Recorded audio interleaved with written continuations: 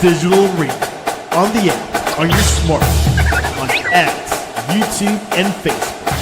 The Sportscast. Expect the unexpected. The update presented by the Sportscast.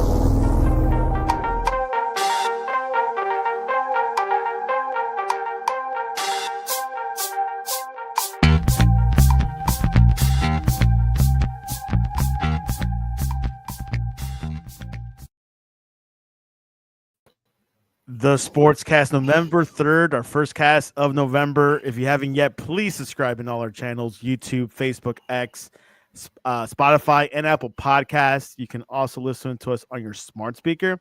If you're listening on Apple Podcasts or Spotify, please leave a rating and a review. It will help us out tremendously. We're also an online digital radio. You can hear Brett in the middle of the night. And visit our website, thesportscast.net, or follow us on X and Threads at the Sportscast1, Instagram too, the Sportscast1, and check out our app, the Sportscast for iOS. Week 9 was not a blowout like Week 8. Definitely some closer games, and we saw the best game of the season, but I still think the playoffs is where the real games happen. And joining us all the way from West Palm Beach, Brett Blair. Welcome back to the Sportscast. Always a pleasure, Santiago. How you doing, my friend? Brett, good. Week 9, no blowout. I mean, you think the teams are kind of saying, hey, the NFL or the teams are saying, look, we don't want to blow out City no more. But maybe this was a closer matchup. The Colts lost. But your overall thoughts over Week 9? Well, I mean, look, parity. Parity is what it's all about in the NFL. You know that I learned that from you, actually. Yeah, I mean that's just literally what it's about. You know, that parity of one team being able to compete with another. But you always get, you know, there's always outliers on one side or the other, and that's where you have like the Colts game yesterday. That's an outlier on one side or the other because you can actually quantify everything. But yeah, I mean, I still did horrible this week for picks. You know what I'm saying? We did, as far as what we thought, there was a lot of games that didn't go the way that I thought they were gonna go. Picks. Yeah, you're revisiting the picks what we did on Friday with Ray. Right. And we you know, we're the first week I had like in a 12-2 week, but since then, wow, I'm not hitting the mark. I'm glad I'm not, you know, I don't have skin in the game. NFL is I don't do that. Your theory with parity. Yeah. So quite something. Jonathan Taylor, definitely his MVP stock went down this past weekend. Yeah. Yeah, they actually were talking more about Allen and Mahomes now instead of Jonathan Taylor. And you got to throw Cook in there as well, man. Like he's a James beast, Cook. You know? I texted yesterday. I put James Cook in caps lock. Stuffed at the 1 yard line, dude. How many players? I had Cook, I had Mahomes, I had Hunt, I had Shakir, and Kelsey. Everybody was stuffed at the 1 yard line. Every touchdown, it was horrible as far as that. But we'll get into that game when you want. But you think those were the two best teams in the AFC, or you think the Colts is in that mix? I think it's too early to call. It's simply because it's in the NFL. Besides parity, it comes down to who is playing the best football at that right team, who is peaking. Just like the Giants beating the Patriots in that Super Bowl where the Patriots were undefeated. Who was playing the best football at the right time of the year? Who's coming together perfect? A couple teams look good here and there. We've seen what talent you have, what we can do, but we're halfway through. Like halfway through. For you don't win Super Bowls in October, right? Yeah, I mean, for you to try it especially with the amount of injuries, like you have like even Alt at the Chargers, All Pro, one of the best defensive or offensive tackles, goes out. You know, injuries are really what's setting the tone. In my opinion, for a lot of this NFL season, we always have injuries and we hate them. We despise injuries, but it seems to be very prevalent in the NFL this year. Very prevalent. You got to have that QB2. You got to have that backup running back. You got to have that OL, the lineman, things like that. Anyways, we got some top headlines going on. Breaking news this morning. Eagles acquire Miami Dolphins Jalen Phillips for a 3rd-round pick. The Eagles are making moves. They also got Jared Alexander this past weekend. Brett, they got some moves going on. Tuesday's the trade deadline. What are the Eagles doing? It kills me. It kills me. They just continue to make the right moves. They continue. First of all, Phillips, you only have to give up a 3rd-round pick. Like, I can't believe they gave up a productive. They're besides Rasul Butler, that's literally the best defensive player on the Dolphins, and you only got a 3rd-round pick from. So I don't believe they got the draft equity that they should have got for him. Maybe even get a late pick, a 5th round, an additional 5th. But again, from the Philadelphia side, Jesus friggin' Christ, man, they continue to make the moves they need to make. Their general manager is by far the best general manager in the NFL. Like between the drafts that he put together over a couple of years, the trades that they needed, bringing in the right pieces at the right time. That's why they're winning Super Bowls. Besides the fact that they have 3 Jalen's now. So the Cowboys have 3 Tylers on our offensive line.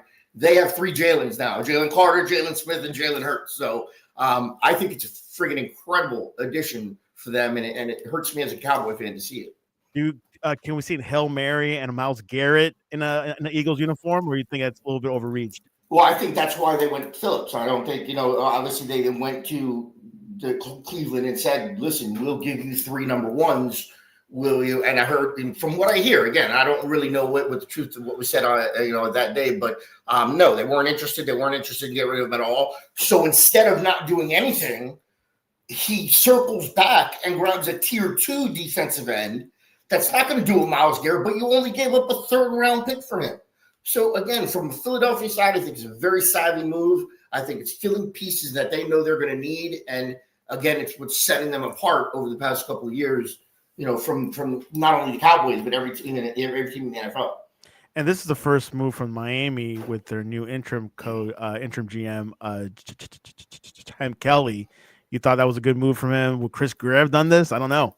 No, I think they're cleaning house. Again, I cannot understand only giving up the 3rd round pick. Don't get me wrong, Phillips is not going to go to the Pro Bowl this year, but he has pressures. If you look at his numbers, he doesn't rank out. He ranks out as a tier 2, and still to fill that piece. What are we missing? What is my team missing?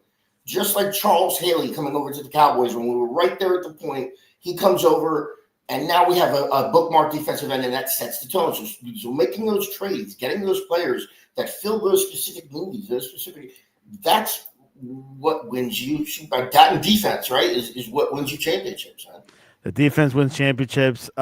Quite something. Okay, so there's a little bit more injuries going on. Jaden Daniels, he is suffering a gruesome elbow injury. He's out, and definitely, I looked up the health of how the recovery could be up to 3 to 4 months. How significant it is for the Commanders? It looked pretty broke. The wide receivers could come back, but how significant is it for the Commanders? I mean, obviously, it's your number 1 quarterback coming off an incredible rookie season. It doesn't matter for the Commanders this year. Obviously, he's gone. I don't care what anybody says. There's no way he comes back this year. There's no way that anybody could rehab and get the surgeries, whatever you need to fix what happened, what I saw happen to him last night.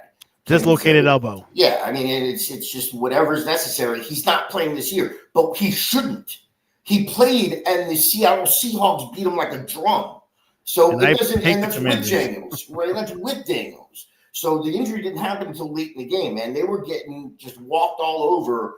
Like, they made Darnold look incredible. Let me rephrase that. Darnold looked incredible. Nobody had to make him look incredible. He went out there and he was just hitting every pass on the field. I believe he was no incompletions and 4 touchdowns in the first half. There's only one other quarterback, which I can't believe it's Ryan Tannehill. But Ryan Tannehill, 4 touchdowns in the first half of an NFL game. And no incompletions. That's what Darnold did, and Commanders were done. They were done.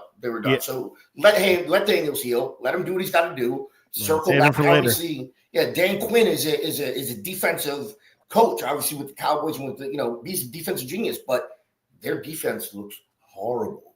Their defense doesn't look like they're doing the schemes that they're playing. They look horrible. So, I don't think there's anything that saves them for that season. Obviously, it's a horrible loss, your quarterback, but just the season's done. Stick a fork in them, circle back, you get a couple wins, you get a couple losses, but start looking into what we can do next year. Like, if this is the time where if I had somebody, I'd make some trades and see what I could do. But I don't even know what the Commanders could bring in a trade that would, like Phillips to Philly and fill in that spot. I don't know. So quite something. Packers also lost Little Gronk, they call him. Tucker Kraft out with an ACL injury. Yeah, gone. How significant is that for the Pack?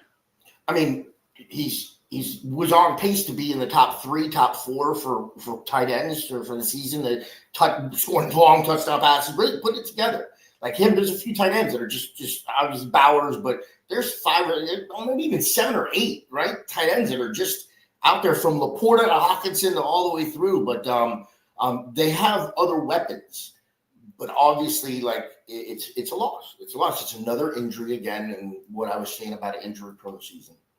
Yeah, quite something. You gotta be prepared for these teams. The tight end, the backup for the Packers is Luke Musgrave and John Fitzpatrick. I think Musgrave might get more of the touches from now on. So let's see what happens. I think, like I said, you gotta be prepared for the injuries.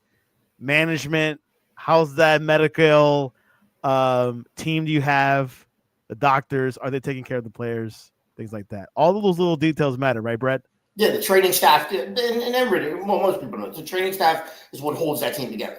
The relationships that are made, that's where you're healing. That's where these are the people that are making you right because of the 100 hits my body took during an NFL game. So obviously, but I don't think there's any NFL team that's like lacking, and you'd say a reason that they're having these problems because the injuries are just happening. They're obviously getting these people back on the field is of the utmost importance. But I would highly doubt that there's one NFL team that their training staff and their doctors and their medical staff and everybody has that support team isn't just like taking care of like the players they are, the $100 million, $200 million players that they are. So. But it is very important. I would agree, son. One plus side of it is those backup positions, the RB2s, the tight end 2s. They're a moment to shine, as well. Or fold. Or fold, playing for a contract. Let's see what happens. Anyways, it's Brett's first time recapping NFL. Giants lost Scatterboo. And the Niners are a little bit banged up, but they're getting results. Christian McCaffrey, top 500 rushing and receiving yards through 9 games. Niners may add depth before trade deadline. The Giants defense collapsed again, Brett. 3rd straight, 30-plus points allowed. Theo Johnson, tight end, drops, continue pressure goals for the coach of the Giants. Yeah, I mean, look, the Niners look good. The Giants scored 24 points. I really don't even think they would get, be able to score that many with the injuries that they have now with the Neighbors and Scatterboo. But the Niners look tough, and they're making a couple of trades, obviously, to see what they can do. But McCaffrey is just when he's playing like he's playing. He's healthy in October. At a different level. It's a different level. When you see him catching these swing passes, when you see him coming out of the backfield, when you see him doing the wheel route, when you see him doing it's almost beautiful to watch him run, and he just continues to rack up yards, whether it's rushing or receiving. He is an elite. He's back. He's proving himself as the elite running back that he was a few years ago post-injury. Let's go into Chargers versus Titans. Chargers remain unbeaten when offensive tackle Joe Alt plays full games. Herbert threw another pick 6 but led key drives. The Titans offense remains league worst, Brett, scored only via defense and special teams.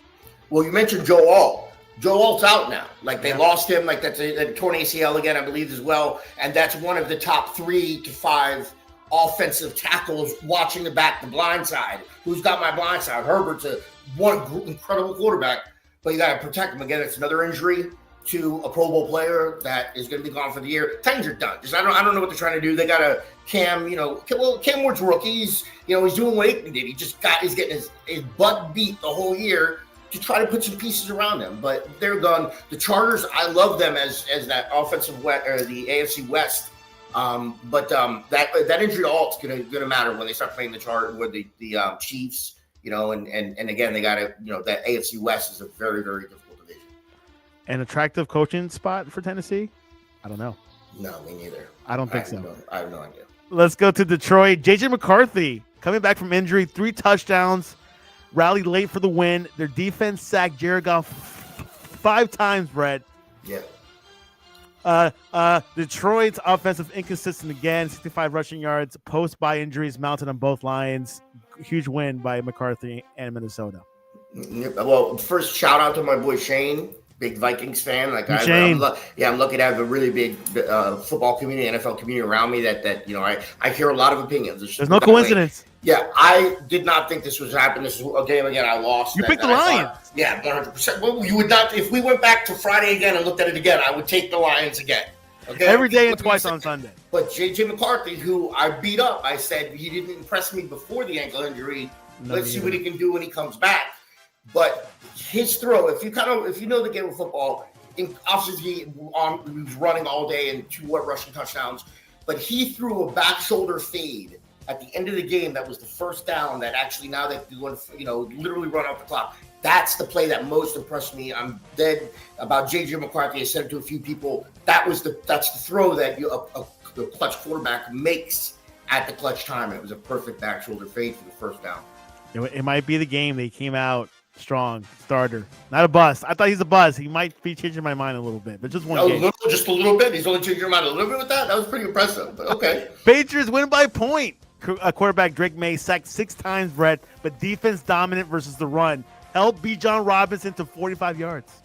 Yeah, we had a couple games like they say that there's a book. You know what I'm saying? Like that if you have this many points and the other team has this many points and you do this, and if you're at this yard line and you do this, and there's factors in there and obviously there's analytics, what they say. I continue to see games like where everybody's going for 4th downs. Everybody's where you're not putting the points on the board. Put the points on the board. About half of them. Some of them go for it. I understand it fits, but it's getting to an epic proportion. It didn't happen in this one, but it was a missed extra point that cost this game. The Falcons' last touchdown, their kicker missed the extra point, and that's why they lost 24-23. Plain and simple. The team played good, but you got to win in all 3 phases, right? Offense, defense, and special teams. They didn't do it. And coaching. Michael Penix Jr. threw for 3 touchdowns to Drake London, but run game remains underused. Big factor. This game that score looks deceiving, but the Steelers defense forced 6 turnovers and 5 sacks in the statement win, Brett. Aaron Rodgers distributed to the Niners as the Steelers beat the Colts 27-20. I think it's a case of the Steelers trying to tell us who they really are. And if this is who they really are and they can bring this on a weekly basis, the Colts are no joke. They're still the number 1 ranked team in the AFC. They're number 1. They still the number 1 seed. But the Steelers showed up, and the Steelers played again, especially that defense. They were all over. And you know what? Danny Dimes is out, right? Daniel Jones got hurt in the game as well. It might be. He had. Yes. So I think it's another injury. By the way, that's another injury. You're not going to win most games, even if you just give up 5 sacks. You give up over 5 turnovers and 5 sacks. But the crazy thing is, if you think about it, how many possessions and you still only lose 27-20. So that shows me that the Colts have some type of spirit to only lose by 7 in a game where they turn the ball over 5 times or 5 or 6 and were sacked 5 times and you only lost by a touchdown.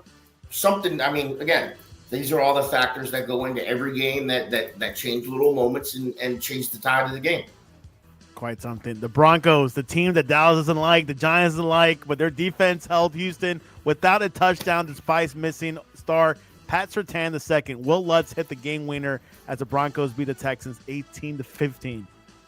Now it was kind of a boring game. It was a boring game, but I will tell you the best part of this game. If you want to YouTube something, look at Sean Payton coming onto the field talking to Lutz, and you'll see who walks on and he goes, Lutz, friggin' make this. And that's and you could tell that's Bill Parcells style. Well, right, he brought Lutz, remember, from the Saints over to the Broncos. So this is a kicker who's had, and it's just hilarious. You see him go on and the way he does it, you friggin', and then you just see Lutz look at him and go, yeah, and then he kicks it through. That was the best part. Literally, when the coach making something outfield is the best part of the game.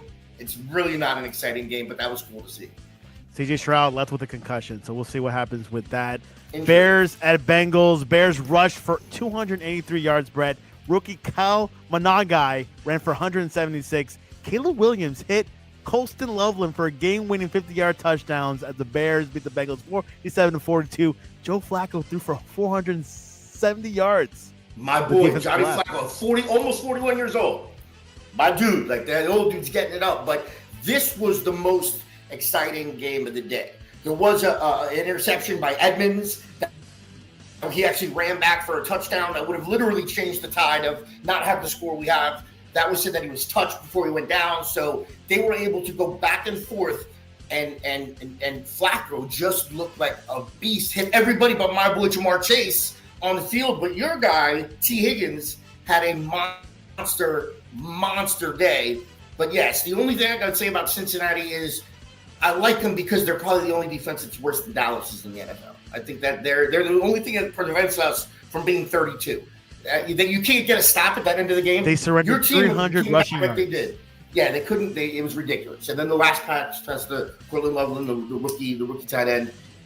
Just again, no tackles. It was like 15 or 16 missed tackles in the game. They were even counting them. That was just a comedy of errors as far as them on defense. But it was a fun game to watch. Like I couldn't believe the Bengals got themselves back in it. It was very, very impressive what they did. But it's just like Dallas. Like they're going to have to outscore everybody because we can't stop anybody on defense. So and that's not a recipe to win in the NFL. That's really rough, especially with Joe Flacco a little playing hurt. This game was surprising. I don't think no one picked the Panthers, but they beat the Packers 16-13. Bryce Young returned, leading a fourth straight win. Rico Tattle ran for 130 yards and 2 touchdowns. The Packers were sloppy, and Tucker Kraft got injured. What's going on in Green Bay? Yeah, again, I was very surprised because it's at Lambeau that the Panthers came in. Like you said, he's led them now to 4 straight wins.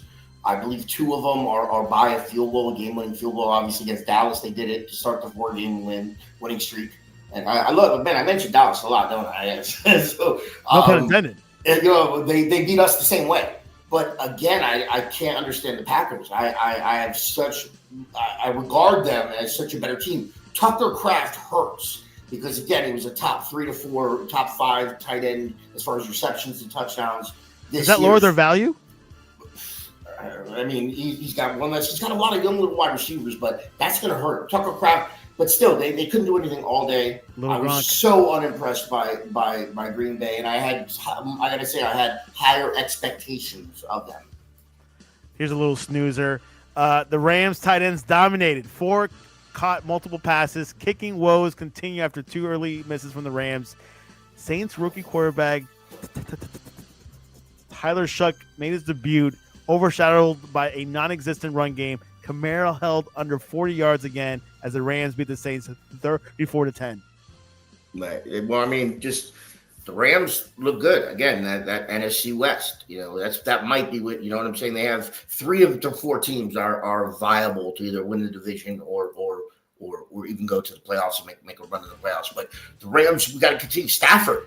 Matthew Stafford, another old guy that I love. Man. Who's throwing the ball over the field. They have the dual number 1s. That's the new thing in the NFL. We talked about it a few weeks ago on one of the other casts. You have 2 number 1 receivers. When you have T. Higgins along with Jamar Chase. When you have, you're talking about now Pakua, who's just ridiculous. Yeah, and then who do we have on the other side? Devontae Adams, probably the best in the NFL at the 50-50 ball. Where they're tush like you were saying, that's 2 good number 1 wide receivers. Yeah, he's exactly. And then Dallas with CeeDee Lamb and Pickens, like that's the new thing. We talk 4 teams that Eagles have it, but they don't utilize it at their best. Yeah, I mean the Rams look really good. But again, we're halfway through the season. You don't win Super Bowls in October. No, and again, I continue to see what the injuries do, but the Rams look. Kyron Williams again went over 100 yards. A touchdown, like he continues to just be that solid running back, and that team they go as far as their defense takes them because their offense is very, very potent. Would you put Puka in the top 3 wide receivers?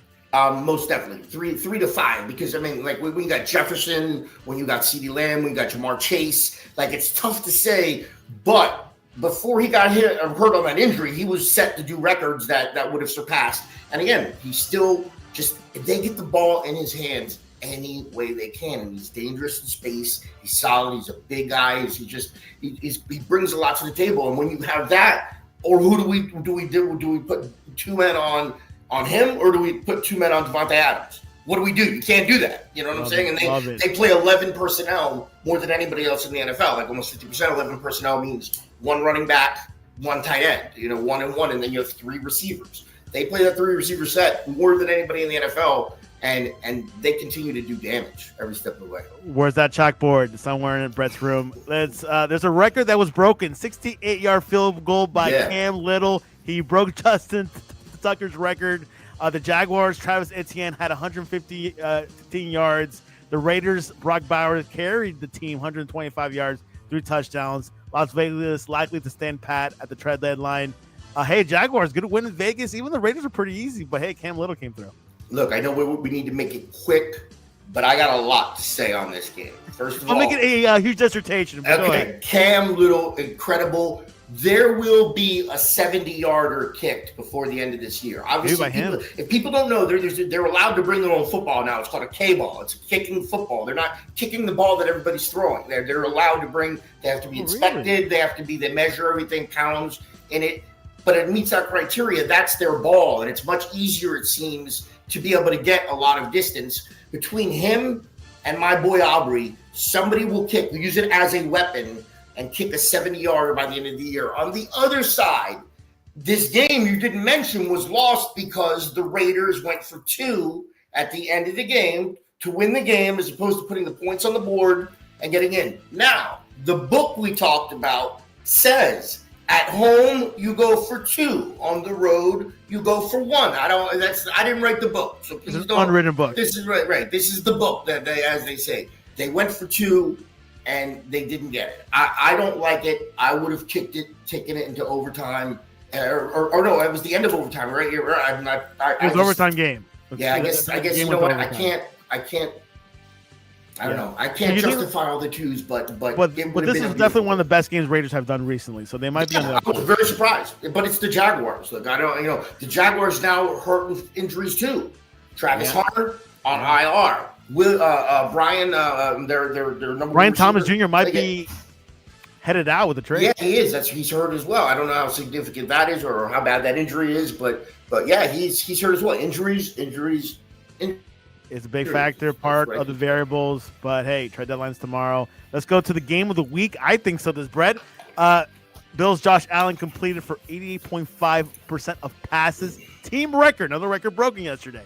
Guiding a balanced attack. Rookie cornerback Maxwell Hairston sealed the win with an interception. The Chiefs' defense exposed Josh Allen and Cook, which combined them 250-plus yards. Mahomes faced protection issues and finished below 50% passing in the first half as the Bills defeat the Chiefs 20-21. Yeah, this game wasn't as close as that 28-21 score. If you watched it, the Bills dominated. I have Cook and continues to be dominant with their running game, over 100 yards. Or I believe over 100 yards. Over 5 times. This was 6 straight game. He had over 100 yards.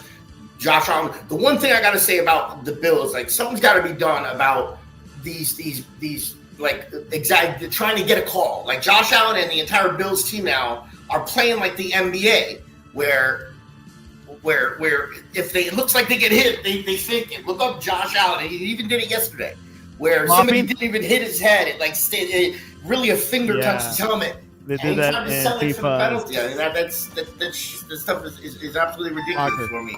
So I do apologize. I'm trying to call through. You got some important text messages. We'll wrap the show soon. Let's go to the game Sunday night. We talked a little bit at the beginning of the show. Seahawks Sam Darnold was flawless with 330 yards and 4 touchdowns, completing 17 straight passes. Seattle may seek offensive line upgrades for this trade deadline. And Commanders quarterback Jaden Daniels injured his elbow. 3rd injury this year, actually. Yep. Washington's defense gave up 282 first-half passing yards, and its season is unraveling toward a top 10 draft pick. Brett, you got the floor. Yeah, no, it's Seahawks came out and just laid wood, to like I mentioned, Darnold, he had 4 touchdowns and no incompletions in the first half. It was over by the first half. Jake Daniels didn't get hurt until late in the game. So he was in the entire game. You can't say, oh, wait, we lost it. No, he was in until the fourth quarter. He didn't get hurt until late. When some people say he should have maybe not even been in the game coming off of an injury because of the fact that they were doing nothing. The Seahawks front 4 with Leonard now, very, very dominant. They blitz less than anybody in the NFL, but their front four can not only stuff the run game, but put pressure on the quarterback. And I got to throw in Leonard, the former Giant that now is on defensive line for Seattle. Do you know he's a spear fisherman? I had no idea. Yeah, he can hold his breath. Help him out, I guess, for the game. For 5 minutes. He can hold his breath. I think how big this dude is. Look at Leonard on Seattle, the defensive tackle. And the dude goes 300 fishing 80. Yeah, somebody just mentioned it. 80 feet the guy goes and can hold his breath for up to 5 minutes. Any defensive tackle that can do that, shit. Come on in. If that's what you do in the offseason, Leonard Williams. Football. Yeah, Leonard Williams. Quite something. Well, there you have it. Seahawks are looking good. Tonight, we have one more game for Week 9. Arizona Cardinals at the Dallas Cowboys. Arizona Cardinals is without Kyler Murray. Jacoby Brissett is in the game. Has he ever won in Dallas? I don't know. Brett, you have the floor. What do you see for tonight? And what do you want to see from the Cowboys? That you put that so eloquently. I appreciate that. What am I going to see and what do I want to see are vastly different. And again, if the Cowboys show up, if they play like they can play, the defense is horrible, but they've been putting together a few things here or there. If they can start coming together a little bit, we can win a few games. We're not going anywhere. I'm very transparent. I call it like I see it. The Cowboys are not even a playoff team. Wow. Can we beat the Cardinals? Yes, we'll beat the Cardinals tonight. I believe, especially with Kyler Murray out, that'll soften it. My nightmare is we make Jacoby look like a superstar, like we did with Caleb Williams earlier in the year. But if the defense can play, we could beat anybody. Let me rephrase. If my defense could play, we can run with anybody in the NFL because our offense is top 3, top 4. With Cincinnati, with these teams with points you can put up. But you can't win in the NFL if you have to outscore everybody. Defense wins championships. I'd love to see the Cowboys go out play strong. They don't play well at home. They for some reason we play better on the road than we do at home, which again baffles me. Yeah, it baffles me. This is not this year. This is the past 3 to 5 years. So hopefully we can just pull something together. I'd love to see some old school Cowboy whoop up tonight. That's what I'd love to see. What am I probably going to see? Probably a lot of errors, a lot of missed, as far as, missing your scheme, not being where you should be. I think it's going to be Dallas's offense, and if they can play defense, we can take the Cardinals. Well, there you have it. Defense wins championships. Brett wants to see more defense. Give us a score line for tonight. It's going to be high scoring, low scoring. Well, I'm going to say it, and then I want to say one thing directly to you, Stan. I'm looking for obviously a high score game, probably 24 or 27-20. You know what I'm saying? There, 20, 28-21, something like that. In the high 40s. Yeah, I mean, but I do see the Cowboys winning 47 total points, 48 total points. I don't know what the line is, but I have to say to you, my friend, this is the first time since years ago when we were doing it with only a microphone in your office doing our podcast. This is the first time you and I have been together to just shoot the breeze, and I miss it, man. I'm happy that we got to do this, but it reminds me of 2018, 2017. Wow, it's like a different decade. Yeah, when you and I were sitting in Starbucks, we're predicting games together. That's right. God. That's where the Sportscast was born. I told you that's what I'm saying to you. This is apropos. Exactly. You and I, because we were sitting there talking best running backs of all time, best defense of all time. We didn't know. Walter Payton is still the number one. No, you can't say that. Jim Brown and Barry Sanders are in there. You can't, and that's even keeping Emmett. Emmett, my boy, is the most yards. When does that come in? When does that a factor? I got more yards. Let's put Marshall Faulk in it too. What the heck? Nah, Marshall Faulk's not in that. They really, honestly, like Barry Sanders, I didn't get to see, but when you play in an era when there's really not much passing and everybody's trying to stop you, just you, like literally, that's all they're trying to stop, and you still outrun and outdo everything. Jim Brown probably is number one. Okay. Brown, Dallas. Yes, I love. Listen again, Walter Payton. You could make it concerted, the conversation. How he went that team there. So there's your trifecta of the best running back. But I'm happy we got to do this, Santiago, man. It was a pleasure. Cowboys are favorite tonight at 3.5, so that's looking good for Dallas tonight. Prime time, Cowboys win in prime time. I think they have a good record on that. So we'll see what Jerry Jones says. Like to see a little bit more of Prescott and Cowboys and the points tonight. That's what you did. Take the Cowboys with the points. Let's go. Well, you can reach us at thesportscast.net, our website, or the Sportscast1 on Instagram and X. Will be live tweeting tonight. And your thoughts over the Dodgers winning? That was a good win. God, last minute. Yeah, I always, I'm a hater when it comes to like teams that aren't my team that win back to backs, and like I start hating them. I just do. I just think that's the way I am. I love my teams, and that's it. But the saying baseball is boring took a different step. Like I had people over that game, and 5 or 6 of us are literally watching every pitch. And that was exciting. Bases loaded, they're hitting ground, infield grounds. Nobody can get, a sacrifice fly. It was just such an epic game. I was really going for Toronto. A lot of people were mad at me because I was going, against the US. I was going for the Jays. Not country related. Me too. I thought they had a team. They beat the Yankees. They beat the Manners. I thought they have a chance to beat the big behemoth, LA Dodgers. So we'll see what happens. I have one thought on this, though. I can't understand how the Dodgers have $1 billion, not an M, a B, $1 billion in their four starting pitchers. What other team? What other location? Like the Milwaukee Brewers, you know what I'm saying, or the San, Your Yankees might be the closest, but and the Mets spent more than anybody this year. That was the thing. They didn't go anywhere. They did spend more than anybody else, but the Dodgers, you have $1 billion. How? That's what I can't understand. They pay the luxury tax and they do this, that, and the other. But how can one team have $1 billion? Yeah, you couldn't put a salary. Their salaries are so out of control. Like Ohtani's is 700, right?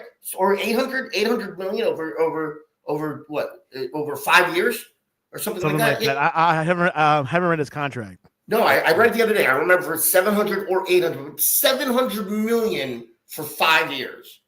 Like that's I'm sure he's set for retirement. Yeah, dude. But how can one team have $1 billion pitching staff? Other teams can't afford to have. I don't want to go into it too deep, but congratulations to the Dodgers, like Mookie Betts and all these cool players that did win back to back. It's super cool. But I really wanted the Jays, like you, bro. And before the Super Bowl was the World Series. Well, there you have it. Brett, love talking sports with you. It was a great show, and this was your update. Love you guys.